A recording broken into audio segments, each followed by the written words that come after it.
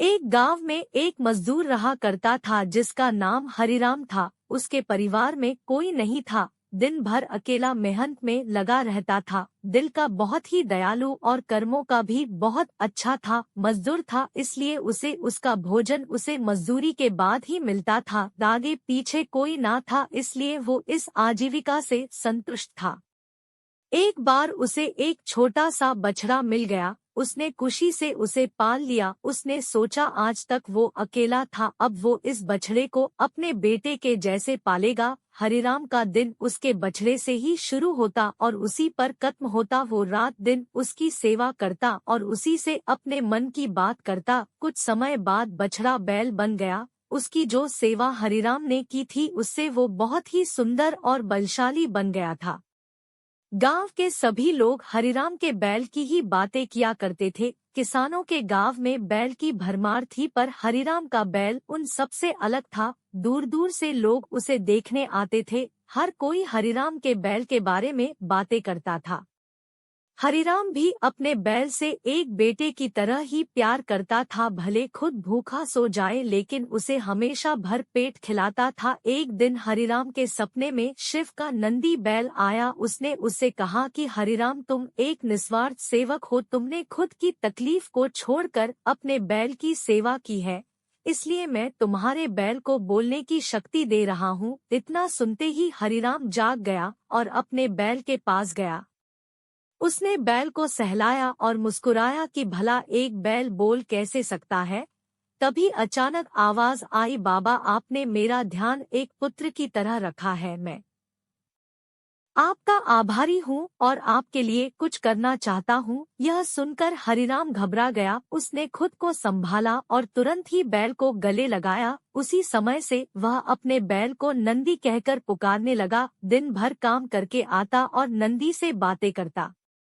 गरीबी की मार बहुत थी। नंदी को तो हरिराम भर पेट देता था लेकिन खुद भूखा सो जाता था। यह बात नंदी को अच्छी नहीं लगी। उसने हरिराम से कहा कि वो नगर के सेठ के पास जाए और शर्त रखे कि उसका बैल नंदी सो गाड़ी खींच सकता है, और शर्त के रूप में सेठ से 1000 मुहरे ले लेना। हरिराम ने कहा, नंदी, तू पागल हो गया है। भला कोई बैल इतना भार वहन कर भी सकता है? मैं अपने जीवन से खुश हूँ, मुझे यह नहीं करना। लेकिन नंदी के बार बार आग्रह करने पर हरिराम को उसकी बात माननी पड़ी। एक दिन डरते डरते हरिराम सेठ दीनदयाल के घर पहुंचा। दीनदयाल ने उससे आने का कारण पूछा। तब हरिराम ने शर्त के बारे में कहा। सेठ जोर जोर से हंसने लगा, बोला, हरिराम, बैल के साथ रहकर क्या तुम्हारी मति भी बैल जैसी हो गई है? अगर शर्त हार गए तो 1000 मुहर के लिए तुम्हें अपनी झोपड़ी तक बेचनी पड़ेगी। यह सुनकर हरिराम और अधिक डर गया, लेकिन मुंह से निकली बात पर मुकर भी नहीं सकता था।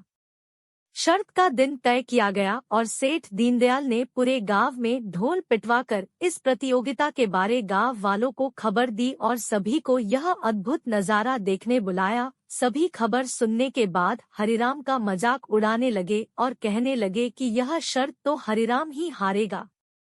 यह सब सुनकर हरिराम को और अधिक डर लगने लगा और उससे नंदी से घृणा होने लगी। वो उसे कोसने लगा, बार बार उसे दोष देता और कहता कि कहाँ मैंने इस बैल को पाल लिया, मेरी अच्छी भली कट रही थी, इसके कारण सर की छत से भी जाऊंगा और लोगों की थू थू होगी वो अलग। अब हरिराम को नंदी बिल्कुल भी रास नहीं आ रहा था।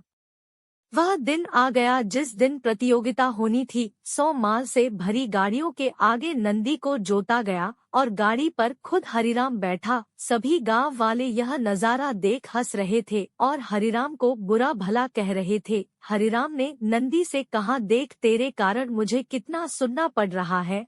मैंने तुझे बेटे जैसे पाला था और तूने मुझे सड़क पर लाने का काम किया। हरिराम के ऐसे घृणित शब्दों के कारण नंदी को गुस्सा आ गया और उसने ठान ली कि वो एक कदम भी आगे नहीं बढ़ाएगा, और इस तरह हरिराम शर्त हार गया। सभी ने उसका मजाक उड़ाया और उसे अपनी झोपड़ी सेठ को देनी पड़ी। अब हरिराम नंदी के साथ मंदिर के बाहर पड़ा हुआ था और नंदी के सामने रो रो कर उसे कोस रहा था। उसकी बातें सुन नंदी को सहा नहीं गया और उसने कहा, बाबा हरिराम, यह सब तुम्हारे कारण हुआ। यह सुन हरिराम चौंक गया। उसने गुस्से में पूछा कि क्या किया मैंने? तुमने भांग खा रखी है क्या? तब नंदी ने कहा कि तुम्हारे प्रेम के बोल के कारण ही भगवान ने मुझे बोलने की शक्ति दी और मैंने तुम्हारे लिए यह सब करने की सोची, लेकिन तुम उल्टा मुझे ही कोसने लगे और मुझे बुरा भला कहने लगे। तब मैंने ठानी मैं तुम्हारे लिए कुछ नहीं करूँगा, लेकिन अब मैं तुमसे फिर से कहता हूँ कि मैं 100 गाड़ियाँ खींच सकता हूँ। तुम जाकर फिर से शर्त लगाओ और इस बार अपनी झोपड़ी और 1000 मुहरे की शर्त लगाना। हरिराम वही करता है और फिर से शर्त के अनुसार 100 गाड़ियां तैयार कर उस पर नंदी को जोता जाता है और फिर से उस पर हरिराम बैठता है और प्यार से सहलाकर उसे गाड़ियां खींचने कहता है। और इस बार नंदी यह कर दिखाता है जिसे देख सब निशब्द रह जाते हैं और हरिराम शर्त जीत जाता है। सेठ दीनदयाल उसे उसकी झोपड़ी और 1000 मुहरे शर्त के मुताबिक वापस दे देता है।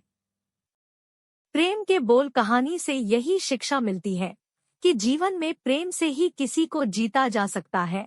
कहते हैं, प्रेम के सामने ईश्वर भी झुक जाता है। इसलिए सभी को प्रेम के बोल ही बोलना चाहिए।